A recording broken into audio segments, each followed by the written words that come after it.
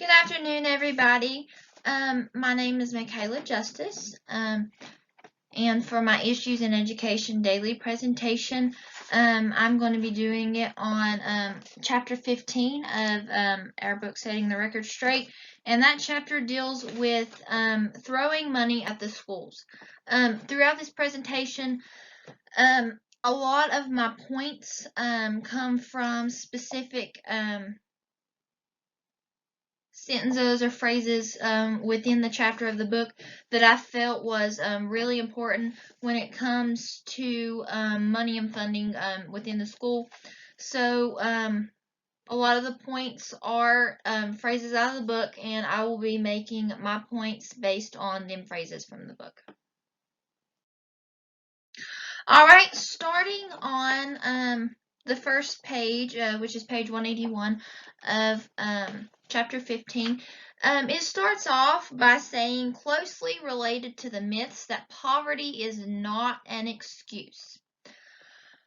On this note, I feel that although poverty is not an excuse, it is a weighing factor in the idea of schools getting funding and schools not. It continues and says that America spends more money on its schools than any other nation. Is the myth that money doesn't matter? Well, in all actuality, money does matter within the schools. There's a lot of things that school kids need in order to learn a topic a specific way. And without that money funded within the schools, some kids aren't able to get the certain sort of education that they need in order to fully comprehend what they're being taught. Secondly, it says in June of 2003, a graph on the home page of the U.S. Department of Education showed federal spending on education from 1966 to a project figure for 2004, plotted against the NAEP reading scores. And I felt that this was very important, especially seeing that this specific graph was shown on the page of the United States Department of Education. Then it says that the department should have been ashamed to post this piece of propaganda, and I'm gratified that at least Education Week managed to call the department on it.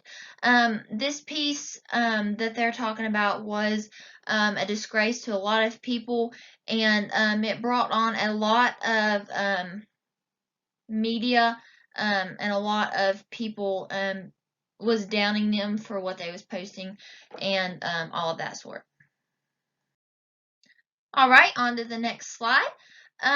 This one is, all of these are still continuing in order from the chapter.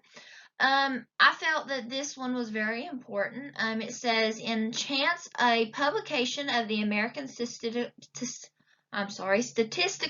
Association, researchers Howard Weiner of the National Board of Medical Examiners and Daniel Quartz of Harvard University explain what is wrong with the graph. They said that the left-hand axis shows the wrong measure, while the right-hand axis uses the inappropriate scale. The impression given is very specific to the subject matter chosen, and the graph format is unreasonable.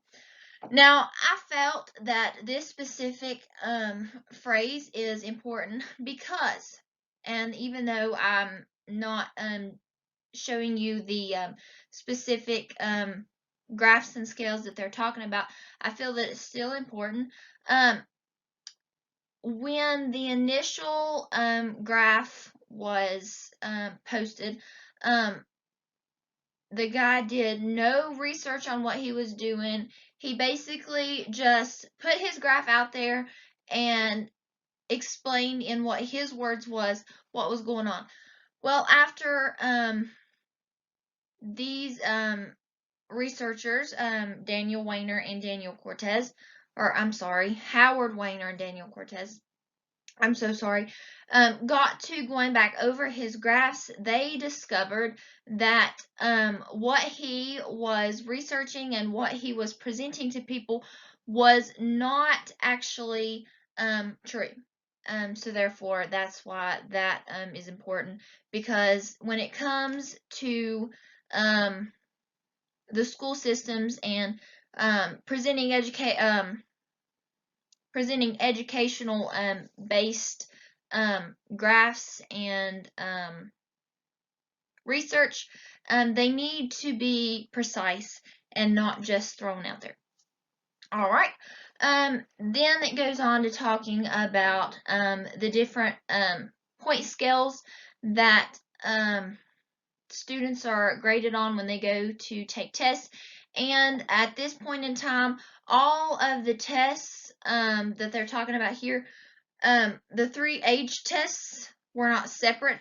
They didn't grade this certain grades or these certain ages on one and then the next on the other. All of the ages for the test was combined, and they was all graded on the same point scale. All right, this next slide goes on to talking about the different scores. It starts off by saying how convenient that it was for the department that it was only showing reading scores where the growth has been the slowest. And my question here was, why not display all scores instead of just the one? That point to me really didn't make no sense, which is why that it is included in this presentation. It says the myth that money doesn't matter has always enjoyed widespread belief that anyone can wonder why. No one ever says money doesn't matter to the space program or to the Department of Defense. When it comes to these two programs, the space program and also the Department of Defense, no one really talks about money, though money is a very important matter when it comes to these programs. They are funded on the money that they raise and the money given all of their different projects and things get funded off of that money. So that is why that is important to them. Then it goes on to talking about how New Jersey spends more money per student per year than any other state and still finished only 39th in the great SAT race. Personally, I don't feel that this should be a race. Students' SAT scores shouldn't be placed within a I don't know how to make this sound right, but they shouldn't be all placed together and scored by state in order to determine students from what state are smarter, I guess you would say. Yeah, they might spend more money on their students, but also their students might learn better from what they're getting out of from that money. They're not just openly throwing money into these different states and the students for no reason. I feel that, like I stated earlier, that some students learn better from different materials, and that money spent is more than likely going towards those materials in order to help them learn better. All right, here we are, still continuing on the different scores of both SAT and ACT scores of students. And the first one states that there was five different states mentioned. It goes on to going into how in the year of study, the percent of seniors taking the SAT in those states was 5, 6, 5, 4, and 10. That to me, this one is here because it really didn't make no sense to me. I don't really understand where the different numbers come into play. It in the chapter, it doesn't state what those numbers actually mean, so that is why this point is here. Then it goes on to say that each year regional representatives of the board would fan out across the states to bring information to the selected officials in the State Department of Education.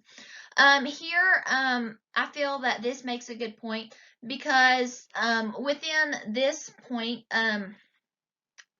through the chapter, it talks about how that these state officials are going out and they're bringing the different scores back to the Department of Education, and they're not letting anyone know about these scores.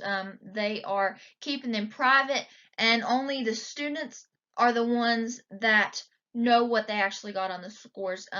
The scores aren't being released into the public. That way they can go on and be a part of any journalist entries or anything like that. Okay, and then it says in 1982, I'm sorry, this takes place after the officials going and physically taking the scores into the State Department of Education. It says in 1982, an enterprising journalist, he was in Ohio, called all 50 states and obtained their scores. From here, the states were allowing scores to be put out into the public. That way, journalists could write about them. It would end up in the newspapers, online, things like that. That way, different people throughout different states could know what they're competing with and know the different scores from other people, and how they need to score in order to rank up there with everyone else.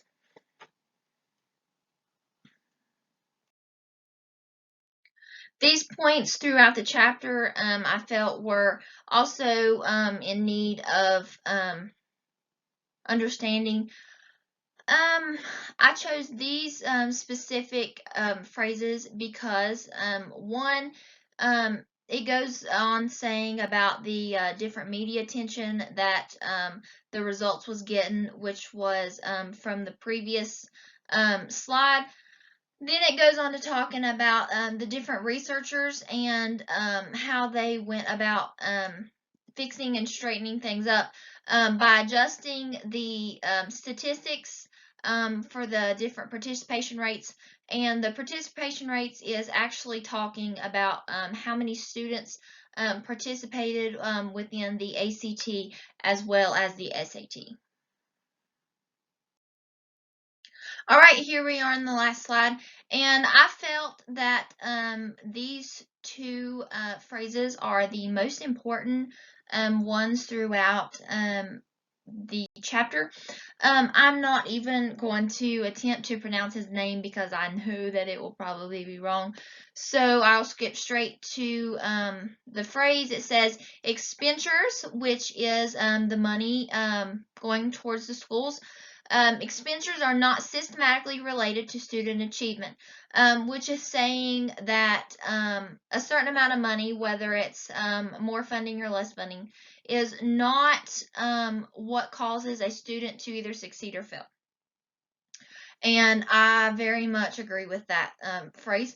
Then it goes on to saying with his analysis dealt with the level of achievement that students attained, but his recommendation is to not throw money at the schools, dealt with changes in the level of achievement.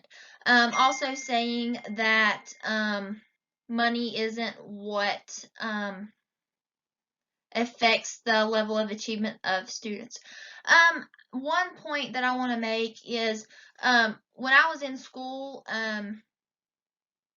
we did talk a lot about funding in schools, and one point specifically that a teacher gave me once was that where we was such a small school, we didn't have a lot of funding.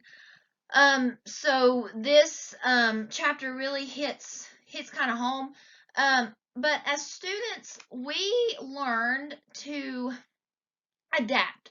We learned that if we wanted something, we had to work for it. It wasn't just going to be handed to us. So I feel that that is a very important point within the entire chapter, and that it doesn't matter how much money that a school has or how much they're being given, but what the students are willing to learn. And I hope that this slideshow helps y'all, and that it is very clear on what I'm trying to say, especially seeing that claims of certain schools having money and certain schools aren't. It's very misleading, and it is very difficult to understand. So I hope that that is not what I was doing by misleading you. Have a good evening, y'all, and thank you.